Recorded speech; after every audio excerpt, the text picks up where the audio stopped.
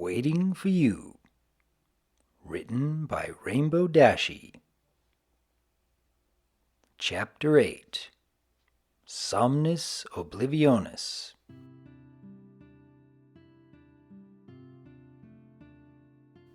Rainbow Dash blearily awoke, still on the floor of Twilight's bedroom. Her hooves and back were stiff from sleeping on the uncushioned stone flooring, and her mind felt like it was in a fog, like she had spent the previous night drinking heavily and woke up with one of the worst cider hangovers she'd ever had, wrapped inside of 100-degree fever. The previous night was a total blur to Rainbow Dash, almost to the point where she didn't even know where she was. Was she in the hospital? The Celestial Sun Museum? Canterlot Castle? There was a plate of food next to her, along with a hoof-written note with her name on it, which read, "Dear Rainbow Dash, as I would imagine, you probably haven't eaten well in the past few days, so I've taken the liberty of preparing breakfast for you. Oats to rejuvenate your energy levels, as well as blueberries, grapes, and apples to improve mental development and help the brain function at full capacity, as I'm sure you're probably very confused and having trouble thinking clearly this morning. Whether you eat this breakfast or not, you can find me in the library. Twilight Sparkle." At the bottom of the note, Twilight had drawn a map of the castle and marked a path from the bedchamber to the library so Rainbow Dash wouldn't get lost again. She wasn't feeling too hungry, so Rainbow Dash decided to skip breakfast and go right to Twilight, as finding out what had happened the night before felt more important than eating a plate full of oats and fruit. Using the map Twilight had drawn out for her, Rainbow Dash was able to effortlessly navigate the castle, much easier than she had ever before, and within a few minutes she was opening the door to the library and saw Twilight in the center of the room, mid-conversation with Spike. "I'll start organizing the spell tomes and magical reference volumes if you could go down to the storeroom and bring up the Medieval Equestrian Encyclopedias volumes 1 through 5. I should be ready for them by the time you bring them all up and—" "Oh, good morning, Rainbow Dash." Twilight had been speaking studiously the entire time, but spoke the greeting rather flatly. "Yeah, hey, Twilight." Rainbow Dash rubbed her head as Spike walked past, seeming to scuttle out of the library. "Do you know what happened last night? Like, how I got here?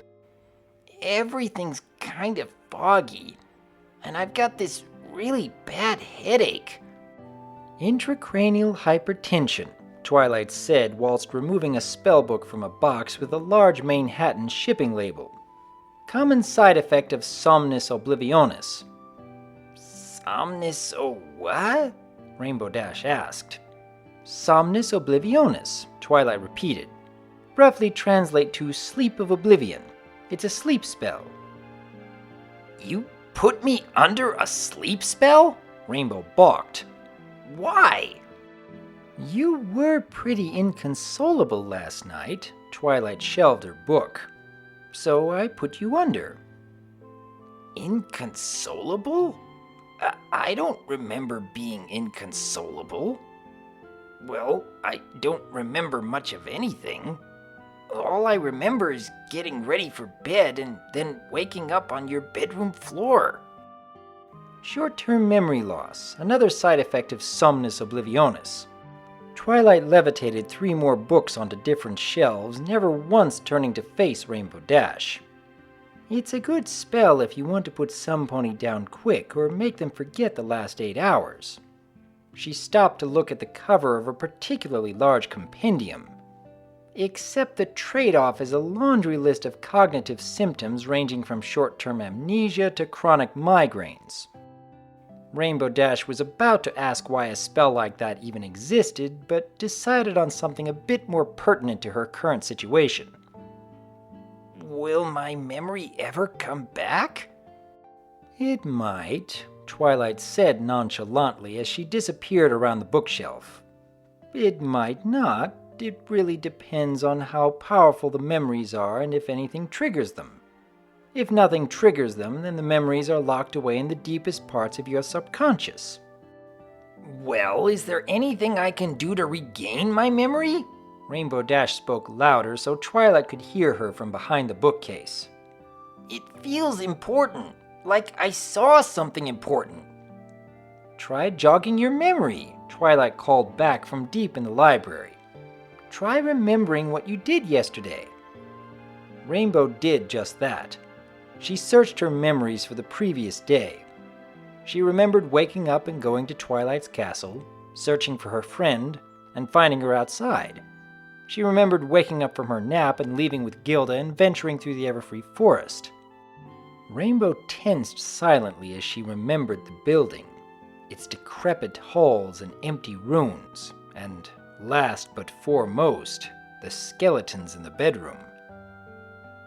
I can't remember, Rainbow Dash said.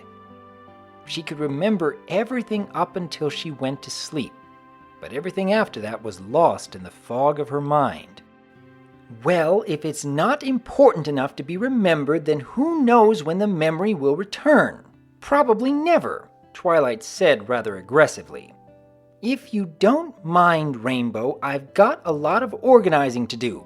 And if you want, I could put you under a memory reclamation spell, but if your brain is exposed to too much magic, you might get an aneurysm.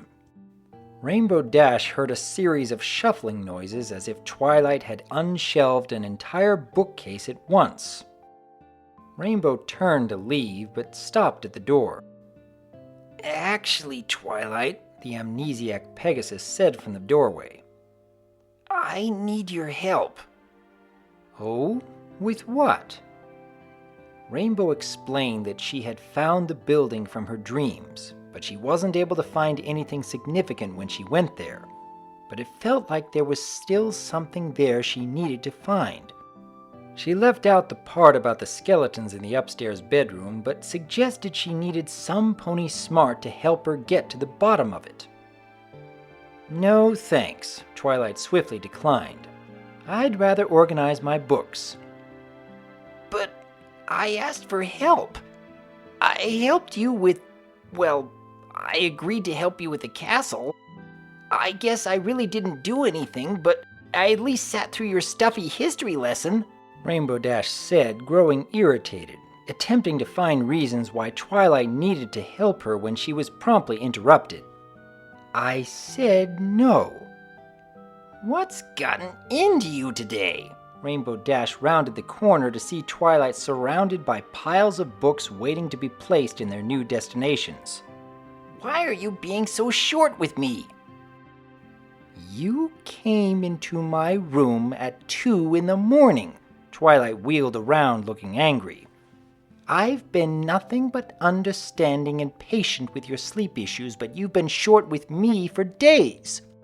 Then you renounced me when I was showing you my new furniture and asked to hang out with you again. You didn't even say good morning or thank me for the breakfast I made you either. Rainbow's ears drooped, bewildered at the sudden outburst. And even if I could forgive all that, I still wouldn't help you, Twilight continued. You want to know why? Why? Dash croaked. Because I watched you fly away with Gilda yesterday, Twilight's tone darkened. Mere moments after you told me you were too tired. All I wanted to do was spend some time with you. I mean, I know I'm the princess of friendship and all, but you haven't been a very good friend lately. Twilight, Rainbow Dash began to speak as the realization of her recent string of behaviors finally caught up with her. I'm sorry. I appreciate the apology, but I'm still not going to help you, Twilight reiterated. It might take some time for me to completely forgive you. Twilight's words stung, and Rainbow Dash felt a mix of sadness, anger, and embarrassment. She was about to leave again when a thought suddenly crossed her mind and a smug smile crept across her face. "Well, that's too bad," Rainbow Dash said confidently. "If you were to come and help me, you might have been able to get yourself some pretty old antiques." Twilight's eyes narrowed. "I'm listening." "Oh yeah," Rainbow Dash said. "There's tons of antiques over there. You could get yourself a table or a bookshelf well, it's nothing but bookshelves over there. Oh, yeah. You could totally get yourself an antique tapestry. I remember you saying how you didn't have enough tapestries and you needed one more to fill that big empty space in the main hall." Twilight looked thoughtful for a moment. She looked at her books for a while and then back at Rainbow Dash, who was still grinning at the alicorn. "All right," she said. "I'll help you." "You will?" Rainbow Dash was shocked. "That really worked?" "No," Twilight laughed. "But you paid attention during my stuffy history lesson. You cared enough about what I care about, at least enough to remember a small offhand comment I made, and that's enough for me to forgive you." "Oh, Celestia, thanks, Twilight!" Dash was rejuvenated. She finally felt like she was about to put this issue to bed for good. "Where is this place anyway?" Twilight asked. "Western Equestria," Rainbow Dash said jubilantly with a light flutter of her wings. "About an hour south of Vancouver." Twilight's face scrunched up with thought. "We're gonna need some supplies then." She called out into the castle. "Spike, please come up here." "I'm coming," Spike called from nearby. Shortly thereafter, the dragon had returned carrying several boxes of books and set them down next to an adjacent bookshelf. "What's up, Twilight?" "Spike, pack a saddlebag," Twilight said diligently. "Parchment, quills, scroll seals, standard stuff. Bring me one of those empty ledgers in case I want to write a field journal. And I guess bring my copy of the General Equestrian Encyclopedia just in case." She looked around, thinking if she had included everything she wanted. "And I guess you might as well bring some comic books so you have something to read on the train." "Train?"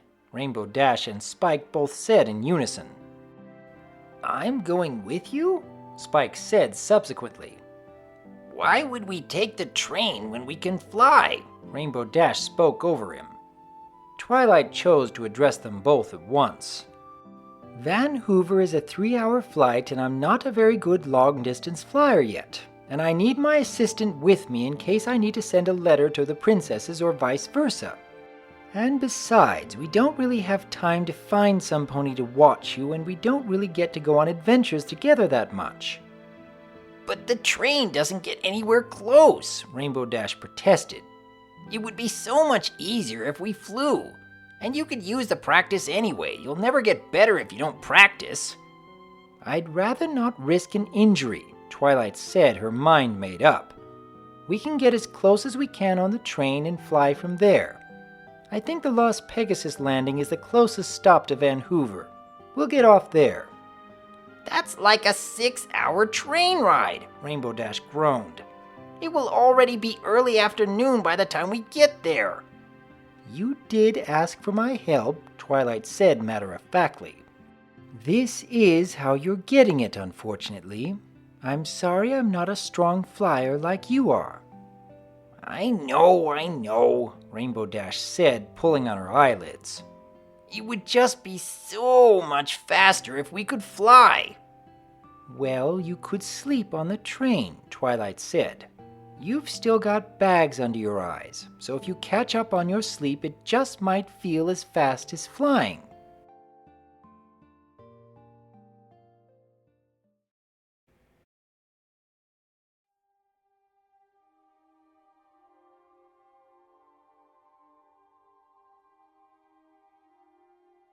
Rainbow Dash was cold. Not the normal kind of cold she's used to, like when she'd first step out of the shower or take an early flight on a cloudy spring morning. This cold had seeped into her hooves and spread painfully throughout her body as if she'd been sleeping on ice. This cold chilled her blood and sank into the marrow of her bones. She opened her eyes to find herself under a blanket with the yellow filly she had seen so many times now, except this time they were huddled together trying to stay warm. They were in the bottom of a bunk bed, and, looking around, Rainbow Dash could see they were both in the same bed, in the same room even, where she and Gilda had discovered the skeletons the day before, except the room appeared to be unusually cared for, as if some pony had painted the walls and polished the floors recently. The whole room felt oddly homely, despite the fact that the room was frigid cold.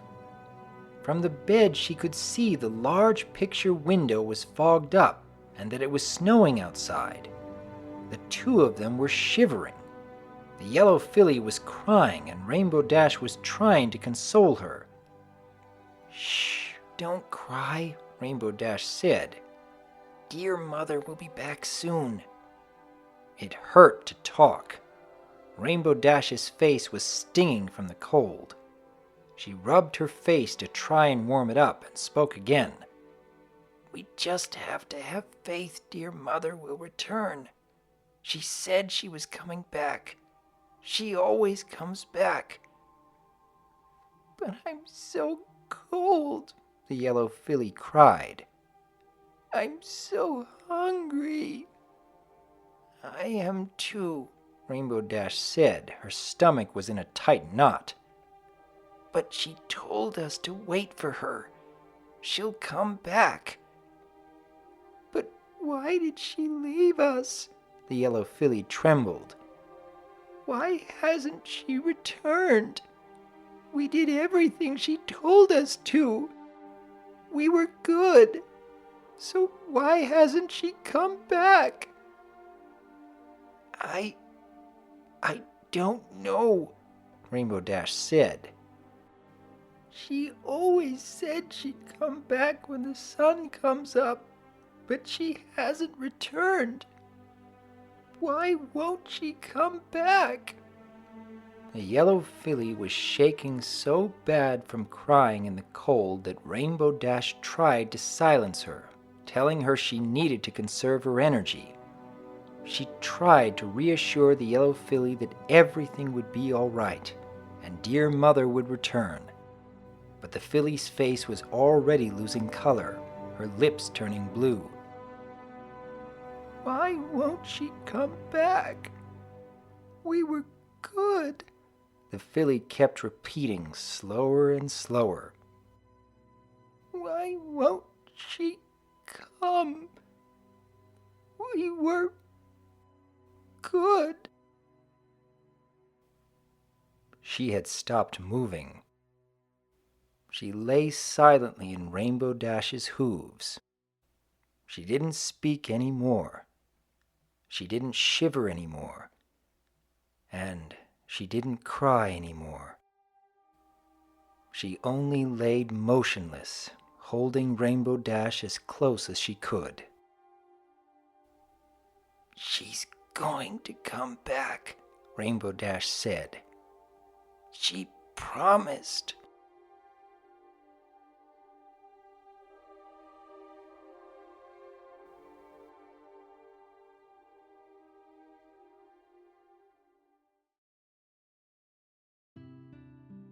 Rainbow Dash snapped awake to see Twilight and Spike sitting across from her on the train.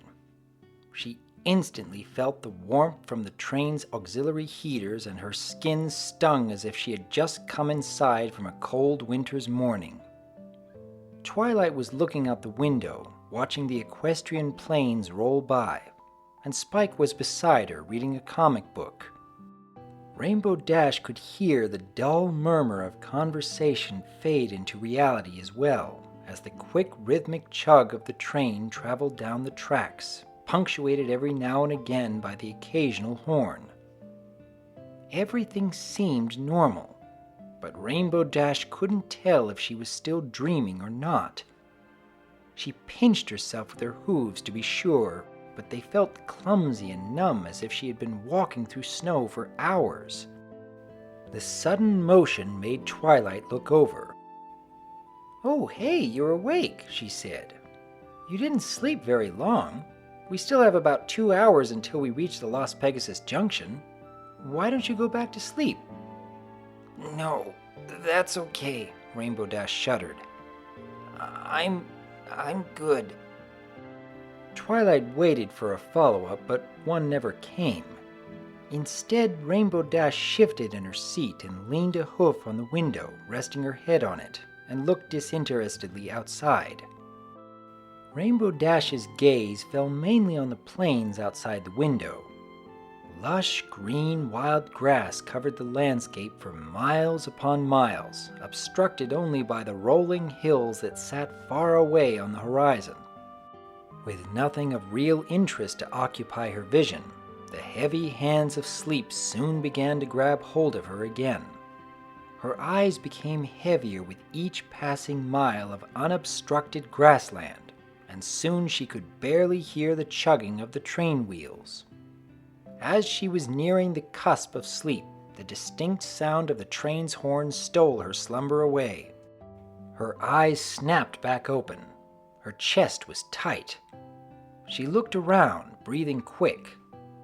She was still on the train, still in her seat. No visions had come this time. Rainbow Dash was in the middle of trying to control her breathing when Twilight suddenly spoke. "Hey, sorry for putting you under such a heavy sleep spell last night," she said. "I feel kinda bad." "Huh?" Rainbow jerked her head up. "Oh, that's okay, I guess. If you had your reasons, then you had your reasons." She paused for a moment. "What was the reason anyway?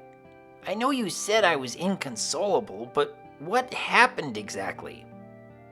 "To be honest, I don't remember much myself," Twilight said with a sheepish chuckle. "I was in the middle of a city council dream when you woke me up, so I was pretty confused when Mayor started shouting at me about finding a building. But I woke up to you rambling hysterically about waking up at a burning town and something about griffins in the woods beneath your house." "Wait, really?" Rainbow was astonished. "I don't remember saying any of that." "You don't remember coming into the castle and waking me up?" Twilight asked curiously. "Or getting mere inches away from my muzzle?" "No," Rainbow said flatly. "I remember getting home, I think somewhere around midnight, and being unable to fall asleep.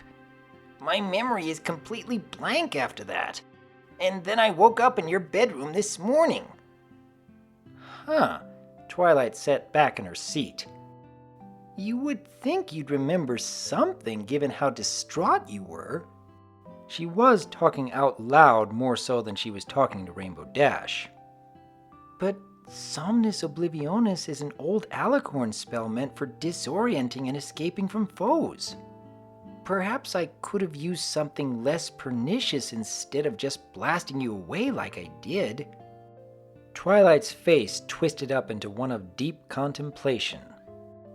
"Maybe try jogging your memory again?" "I already tried that." Rainbow sunk back into her own seat. "Back when we were talking in the library." "I know that," Twilight said. "Try it out loud, though.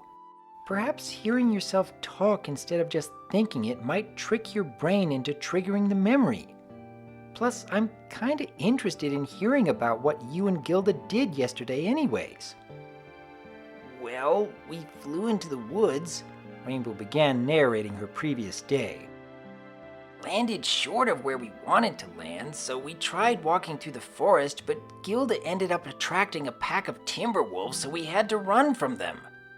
"She didn't break the branches, did she?" Twilight interrupted anxiously.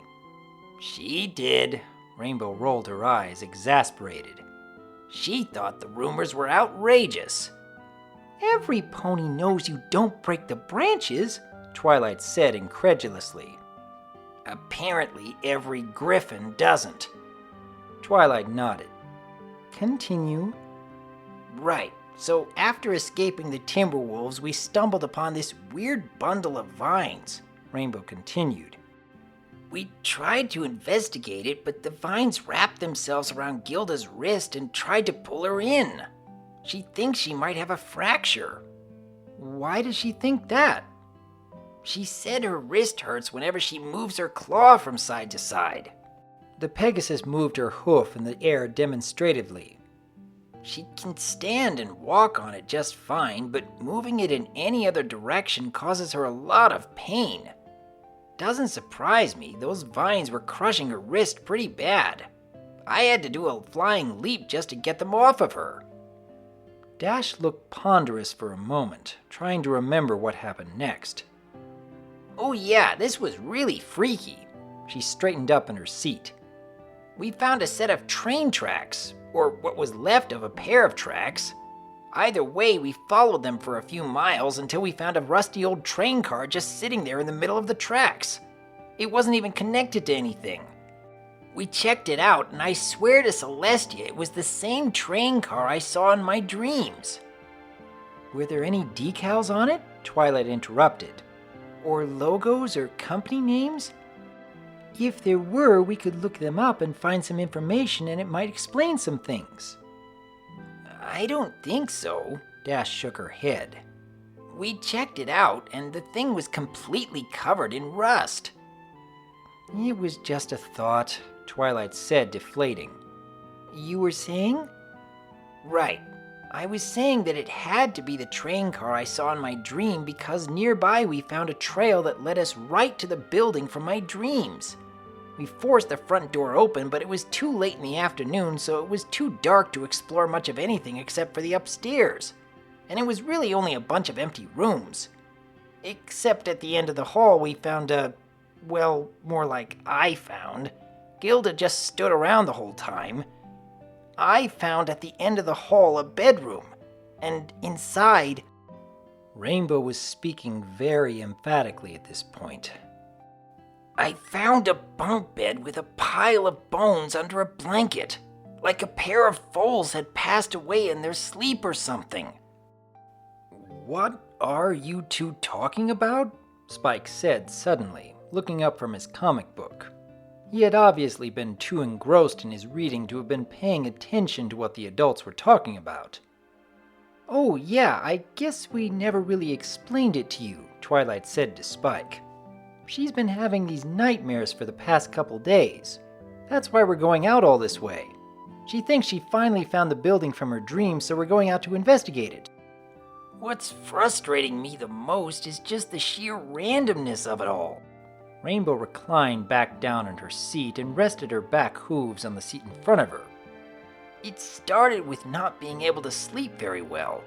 I thought, oh, I'm just exercising too hard. I'll take a break from flying today. But then I'd still be unable to fall asleep, or I'd sleep 4 or 5 hours past my alarm. She rubbed her eyes. Then the nightmares started about a week ago, where I'd just be crying or running in the dark, or full-blown sequences of seeing every pony I've ever known, but they answer to different names or they look strange, like they'd be younger or have different mane cuts. The Pegasus leaned her head back and sighed. And just when I thought when I was getting to the bottom of everything, it feels like I've made no progress at all. I thought I had a lead with the train car in the building, but it could all just be one giant coincidence and have nothing at all to do with these dreams I'm having. That sounds exactly like this comic book I'm reading, Spike said. Rainbow Dash looked over to see the dragon pointing at the cover of an issue of Warriors and Wizards. It's about this warrior stallion that starts having these terrible dreams. And it turns out this wizard put a curse on him by sending an evil specter to haunt and confuse the stallion as revenge for the stallion's father killing the wizard's father. So the stallion had to assemble a party to go fight the wizard and try to lift the curse. It's awesome! I'm sure whatever's happening to Rainbow isn't that theatrical, Twilight smirked. Gilda said it sounded more like Foals of the Forest 2. Dash said offhandedly. Said my dreams sound like B-level horror. They made a second one? Spike was ecstatic.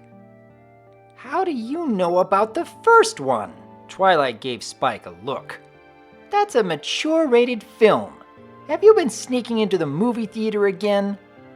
Spike laughed nervously and returned to reading his comic book. Anyway, Rainbow, Twilight said, turning back to her distressed friend. I'm sure whatever is ailing you isn't that big a deal. I'm sure we're going to get to the bottom of it. But what if we don't? Rainbow said bleakly.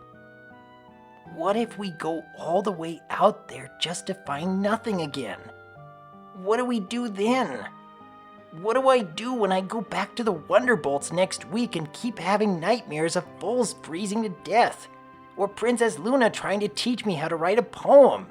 Spitfire's gonna put me on medical leave for sure. And then I'm going to get passed up in rank and probably have to go through the academy again. That's why we're going out there. Twilight rested her hoof on Rainbow reassuringly. Even if we don't find anything, I'm still going to help you get through this. Because that's what friends do. Yeah, Rainbow looked at the ceiling of the train. Except there's a very real possibility that this is all just a wild goose chase. I don't know if it will help, but this reminds me of one of my favorite quotes. Twilight began to recite. After every storm, the sun will smile again. For every problem, there is a solution. And the soul's indefeasible duty is to be of good cheer. What did you just say? Rainbow Dash shot up in her seat. A quote? Twilight repeated. After every storm, the sun will smile again. For every... Yeah, that! Rainbow Dash leaned forward. The sun will smile again. The sun will smile again. It's a really good quote, Twilight said. It was written by a classical-era philosopher whose writings were important to the development of many comparative studies. It's not the quote, Rainbow said as if she were looking far away. Just that middle part. The sun will smile again. It sounds so familiar, like I've heard it before. Well, maybe you heard me say... Twilight began to speak before a realization hit her. Oh, perhaps it triggered a memory. Tell me, do you remember anything? I just remember that part, Rainbow Dash said. The sun will smile again. Wait, no, I remember something. A statue. That's good, Twilight got excited. Really good. What else do you remember? That's it, Dash said. Close your eyes, Twilight instructed. Focus on it. Tell me about the statue. It's gray. Rainbow Dash closed her eyes. It's tall. Taller than you or I. And it's got a plaque. I can't read anything on it except for the sun will smile again. What else do you see? Twilight probed. Walk me through it. I see the statue, Rainbow said, her face scrunching up in concentration. And it's turning orange. There's fire. I see buildings. I see a statue in the middle of a town, and the town is on fire. Keep going. Jog your memory, Twilight said. What happened next? I get pulled away from the statue by this mare I've never seen before, Dash continued. We're running with this yellow filly that I've seen before in my dreams. She looks a lot like Fluttershy, but she goes by a different name. We run into a field and we're surrounded by... Rainbow Dash's eyes suddenly snapped open. The Griffin armor! You mean the Griffin armor? Twilight attempted to correct. No, Griffin armor! Rainbow Dash practically shouted, earning a few looks from the other passengers. She spoke quieter. We were surrounded by griffins and they were all wearing these pieces of armor. She motioned around her chest. Golden breastplates with little black wings right here. It's the same armor Gilda and I saw in the forest, being consumed by those vines that crushed her claw. And where were you seeing these griffins? Twilight tilted her head. I think it was in a dream. Dash spoke softly. Last night. Yeah, I remember it clearly now. I went to bed and woke up in a town that was being burned to the ground by an entire griffin army. They were all wearing that golden armor and attacking any pony that ran past the gate. I saw Gilda in my dream too. She chased me into the forest and I woke up in the woods below my house. I must have been sleepwalking because I shoved my entire nightstand into a saddlebag. I think I might have even broken my bedside lamp in the process. Wait a minute, Twilight said suspiciously. You said you had trouble sleeping last night. You didn't take those sleeping pills, did you? The ones you got from Spitfire? Rainbow didn't answer, but her face said enough. Don't you remember what happened the last time you took them? Twilight said incredulously. We found you sleepwalking through the middle of town and you tried to fight the Celestia statue mumbling something about invading changelings. Those pills aren't good for you. Why didn't you throw them out like I told you to? I thought I might need them one day, Rainbow Dash shrugged.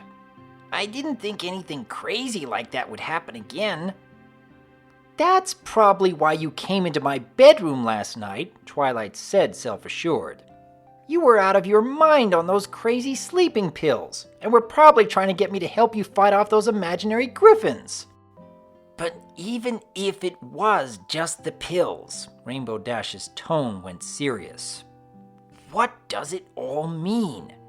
I saw the same armor in my dream that I saw in the woods, a few miles away from a boxcar and a forest trail that I've walked down in another dream, to a building I saw in another dream that had a couple of skeletal foals inside one of the upstairs bedrooms. Could be an evil wizard specter, Spike crooned. You're right, it has to mean something, Twilight said, ignoring Spike. It's like the pieces are starting to fall into place, but the puzzle just keeps getting bigger and bigger. Twilight rubbed her hoof to her chin, trying to think. I can't even think of what it could mean metaphorically. But I guess in a few hours, we're going to find out.